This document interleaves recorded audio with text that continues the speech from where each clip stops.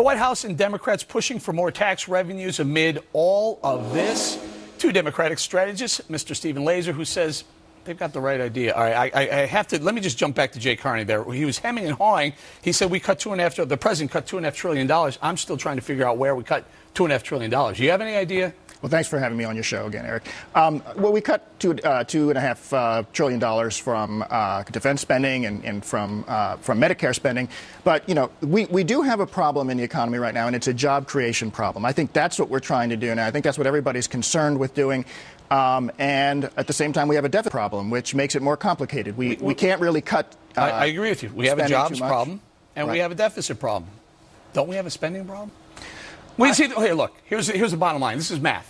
It's either a spending problem or a revenue problem. You're saying it's not the spending problem, it's a revenue problem? Well, if we get unemployment from about 7.9%, where it is now 7.8%, down to about 4%, that's a whole bunch of more people paying taxes. That's a whole bunch more revenue.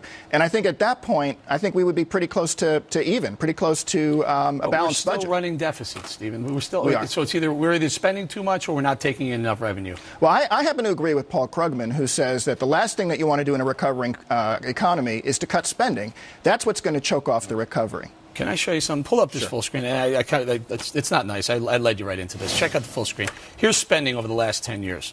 2003, we spent, this is total federal outlays according to the budget, $2.16 trillion. If you draw a line between 2008 and 2009, you have the prior years being Bush years, you have the later years being Obama years. The average of those years under Bush was $2.5 trillion. That was the number that we spent. That was our spending. President Obama, over his term, an estimate for 13 will be $3.6 trillion, Stephen. That's an increase of 44%. 44% increase in spending.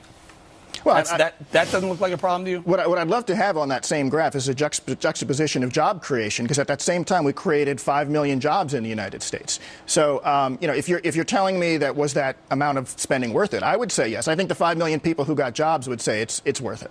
I'm going to push back on your number. Your number under President Obama, you're saying there are 5 million jobs created? From the low point in February of 2009. That's different. That's not under President Obama. There are very few, maybe 100,000, maybe 200,000. You're going to penalize him for the first month and a half that he was in office? I mean, I think, come on. Okay, so we spent $5.8 trillion and we have a negative growth rate. This is the trajectory that the Democrats think is the way we should be doing. Well, this is the first quarter that we've had a negative growth rate. We had Superstorm Sandy. We had a lot of uncertainty about the fiscal cliff negotiations, like your previous guest was talking about.